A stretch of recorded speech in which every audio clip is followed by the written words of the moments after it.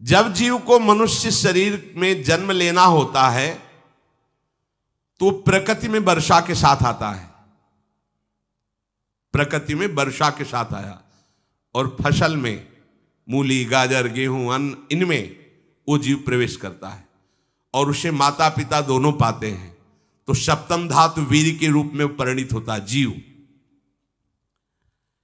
वो वीर कण के रूप में माता के उदर में जब प्रवेश करता है तो एक रात्रि में मां का और पिता का, दोनों का वो जो वीर मिलता है, उस रज और वीर के मिलने से एक कलल सा बनता है। 5 रात्रि व्यतीत होने के बाद एक बुदबुदा सा बनता है। 10 रात्रि व्यतीत होने के बाद एक बेर की सी आकृति होती है। फिर उसके बाद उसमें धीरे धीरे मांसपेशियां बढ़ने लगती हैं। 1 महीने में उसके सिर निकल आता है, 2 महीने में हाथ पांव अंगों का विभाग होता है, तीसरे महीने में नख, रोम, अस्थि, चर्म, स्त्री पुरुष के चिन्ह प्रकट हो जाते हैं, 4 महीने में मांसादि 7 धातुएं प्रकट हो जाती, 5वें महीने में चेतना जागृत हो जाती है। जैसे अपने चेतना, ऐसे 5वें महीने में गर्भस्थ शिशु की चेतना जागृत हो गई। जीव है पर चेतना 5 महीने बाद मां के गर्भ में जागृत। अब उसे भूख लगती है, प्यास लगती है, वहां की तापमयी जलन, पीड़ा, छोटे छोटे कीड़ों के द्वारा काटना। 6ठे मास में झिल्ली से लपटा हुआ मां की दाहिनी कोख में कीड़े की तरह तड़पता है। उस समय माता को कड़वे और खट्टे पानी की लालसा होती है, जिससे उसके अंगों में जाकर भयंकर जलन होती है। यह है भोग। वो कृमि कीड़े की तरह तड़पता है। मलमूत्र के गड्ढे में बीच में झिल्ली में बंधा हुआ वो जीवात्मा सुकुमार तो होता है, वहां के कीड़े उसे नोचते छोटे छोटे, वो तड़पता है। माता प्रसन्न होती कि जब बच्चा हिलता है, बोले है उसकी दुर्गति हो रही, वहां भयंकर कष्ट पा रहा है। ऐसा क्लेश होता है कि क्षण क्षण में बेहोश होता रहता है।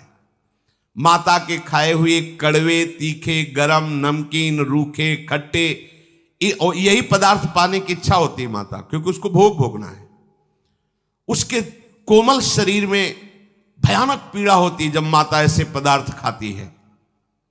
गर्भाशय की झिल्ली में लिपटा हुआ, आंतों और मलमूत्र से घिरा हुआ सिर, पेट की और पीठ और गर्दन एक कुंडलाकार, ऐसे कंकण जैसा, ऐसी आकृति गर्भस्थ शिशु की होती है। पिंजड़े में बंद पक्षी के समान पराधीन, ना तो वो हिलडुल सकता है ना बोल सकता है, बड़ा असमर्थ दुख को भोग रहा है। चेतना पूरी है। इसी समय भगवान द्रवित होकर उसे ज्ञान देते हैं, गर्भस्थ शिशु को, सबको। जे उसे ज्ञान होता है तो सैकड़ों जन्म के कुकर्म उसे याद आते हैं, सैकड़ों जन्म के। ओहो, ये मेरे कर्म का ही फल, मैंने ऐसे कर्म किए इसलिए दुख भोग रहा हूं। बेचैन हो जाता है, कैसे निपट पाऊंगा, सैकड़ों जन्म के कर्म जमा है। अब महान अशांति उसके हृदय में, उस शरीर में भयंकर पीड़ा। कुंडलाकार शरीर है, हिल भी नहीं सकता है, बस कीड़े काटते, बड़ी तड़पन, बड़ी जलन, भूख प्यास की जलन। अब एक और भयानक जलन हुई, उसे स्मरण हो जाता है कई जन्मों के, सैकड़ों जन्मों के पाप कर्मों का। 7वां महीना आरंभ हुआ कि ज्ञान का उन्मेष हो गया। अब प्रसूति वायु उसे चला रही है, तड़पता है वो। सप्त धातु में स्थूल शरीर से बंधा हुआ वो जीव भयभीत होकर के पुकारता है, अगर कोई भगवान है तो एक बार मुझे यहां से निकाल दे। वो विनय करता है भगवान से, कोई अगर भगवान है जिसने मुझे इस बंधन में डाला है, एक बार निकाल दे, यहां से जाके केवल भजन करूंगा। जीव कहता, जंतुरुवाच तस्योपशन्नमवितुम जगदिच्छयात् नाना तनोर्भुवि चलच्चरणारविंदम सोहम ब्रजामि शरणम रकुतो भयम में येने दृशी गतिरदर्श सतोनुरूपा। हे प्रभु, मैं बड़ा अधम हूं। ये ज्ञान भगवान की तरफ से गर्भस्थ शिशु को होता है। देखो, स्वयं वो इतना कष्ट पा रहा है, फिर जब आप गर्भ हत्या करते हैं तो आपका पाप कितना बड़ा होगा, सोचो। सब माताओं से विनय है, संयम से रहो, सावधान रहो। ये हत्या ऐसी नहीं कि तुम्हारे दान पुण्य से क्षमा हो जाएगी। ये जो भ्रूण हत्या है, गर्भ हत्या है, बहुत बड़ा पाप है। आप लोग अज्ञान के कारण इसको ध्यान नहीं देते, इसे खिलवाड़ समझते हो। कितना ज्ञान है। बेटी ही मां है, बेटी ही बहन है, बेटी ही पत्नी बनती है, बेटी ही किसी के जीवन को धारण करने वाली बनती है। और आपने गर्भ में देख लिया बेटी है, तुम स्वयं मां होकर उसका साथ दे रहे हो, उसका नष्ट करने के लिए। हमारी तो बात ही समझ में नहीं आती, क्या बुद्धि भ्रष्ट हो गई। अगर पुरुष का इतना महत्व है तो बेटियां ना हो तो तुम्हारी कौन सी गति होगी, सोचो जरा। जीना मुश्किल हो जाएगा तुम्हारा। तुम पुरुष किस काम के रह जाओगे। तुम्हारा अर्धांग काट दिया जाए तो तुम कैसे होगे। ये स्त्री स्वरूप अर्धांग है। जिस घर में मां बहन नहीं है, स्त्री स्वरूप नहीं, श्मशान जैसा वो होता है। ध्यान दीजिए, ये बहुत बड़ी गलती है जो अपनी बेटियों की हत्या करते हैं। और ये वो पाप है जो अक्षम्य अपराध है। स्त्री हत्या करना शास्त्रों में बहुत बड़ा पाप कहा गया है। फिर वो तो बच्चा है, बिल्कुल नहीं। जिनसे हो गया है, श्रीमद् भागवत का सप्ताह मूल संस्कृत से सुनो और भगवान से प्रायश्चित प्रार्थना करो कि हे नाथ, भूल से गलती हो गई, दूसरा कोई उपाय नहीं। ध्यान से समझ लीजिए, तुम्हारे भ्रूण हत्या गर्भ हत्या के पाप को नष्ट करने में एकमात्र श्रीमद् भागवत समर्थ है, दूसरा कोई नहीं। कोई दान पुण्य तीर्थ स्नान तुम्हें क्षमा नहीं कर पाएगा। यह ऐसा महापाप है।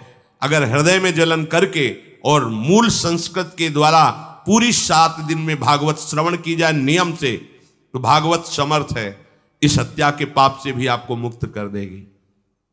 जिनके ऐसे हत्या हो गई हो करवा लो, नहीं तो बुद्धि आगे भ्रष्ट करके तुम्हें हरि गुरु से विमुख कर देगा।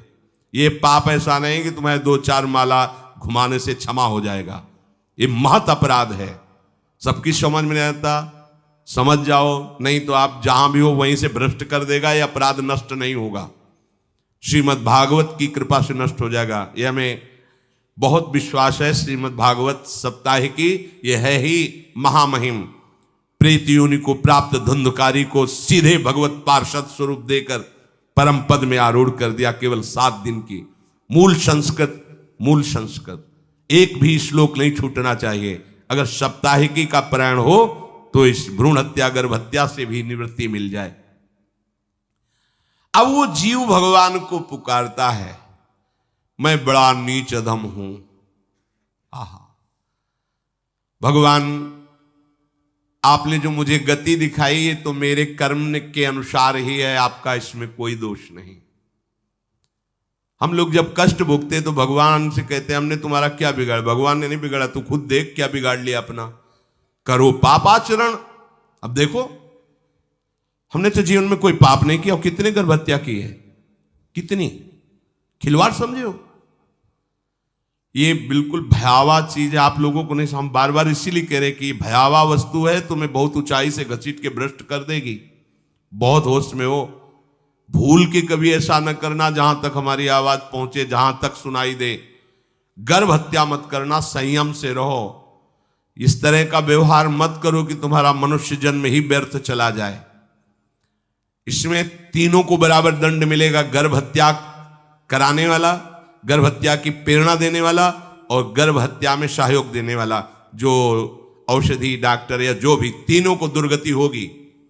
माता पिता प्रेरक और कर्ता। ऐसा नहीं कि आप डॉक्टर हो तो आपको गर्भ हत्या करने का अधिकार नहीं। आप डॉक्टर हो दूसरे के शरीर को स्वस्थ करके निरोग करने के लिए, हत्या करने के लिए नहीं। कोई भी हमारा संविधान ऐसा आदेश नहीं करता कि आप गर्भ हत्या कर दो, ना भागवतिक और ना भारतीय संविधान। ऐसा संविधान आदेश नहीं करता। अब वो जीव कह रहा है कि प्रभु मेरे योग्य ही है आपने जो मुझे दंड दिया है। मैंने सुना है कि आपकी शरण में जो आता है आप उसकी रक्षा कर लेते हैं। आपकी जो शरण में हो जाता है वो इस भूमि पर, भारत भूमि पर, विश्व पर निर्भय विचरण करता है। कोई उसे भय नहीं प्रदान कर सकता। प्रभु मैं इस माता के उदर में माया का रहस्य न जानने के कारण ऐसे कर्म किए कि मैं आ गया हूं, बहुत दुख पा रहा हूं। हे निर्विकार अखंड बोध स्वरूप परमात्मा, मैं बार बार नमस्कार करता हूं। प्रभु मेरे ऊपर कृपा कर दो, एक बार इस गर्भ से निकाल दो। मैं यहां से बाहर जाकर आपका निरंतर भजन करूंगा। ये वादा करके आए हम प्रभु से सब। प्रभु ने करुणा करके हमें चांस दिया है मनुष्य शरीर। प्रभु मैं बहुत जन्मों से इस समय स्मृति आ रही देख रहा हूं, कर्मों में भटकता रहा आपसे विमुख होकर के। ये जो मुझे अभी ज्ञान हो रहा है केवल आपकी कृपा से तत्कालिक है। तत्कालिक, एक तत्कालिक वैराग्य होता है। जैसे कथा सुनियो मन में आया कि अब तो भजन ही करना है, ये तत्कालिक है, स्थायी नहीं है। इसे स्थायी बनाओ। प्रभु आप अंतर्यामी हो, आप सब कुछ जान रहे हो। तीनों तापों की शांति के लिए भक्तजन आपका भजन करते हैं। मैं देहधारी होकर जीव माता के उदर में मलमूत्र से रुधिर की झिल्ली में फंसा हुआ माता की जठराग्नि के ताप से जल रहा हूं। प्रभु एक एक क्षण में यहां विकल होकर केवल इंतजार कर रहा हूं कि किस समय मुझे यहां से निकाला जाएगा। दीन बंधु यहां से कब मैं निकलूंगा। स्वामिन आप बड़े दयालु हो। आप जैसे उदार प्रभु ने मुझ गर्भस्थ शिशु को ये ज्ञान दिया। हे दीन बंधु आप अपनी कृपा से प्रसन्न हो जाइए। प्रभु एक बार निकाल दीजिए। मैं ऐसा भजन करूंगा कि दोबारा संसार के दुख में नहीं आऊंगा।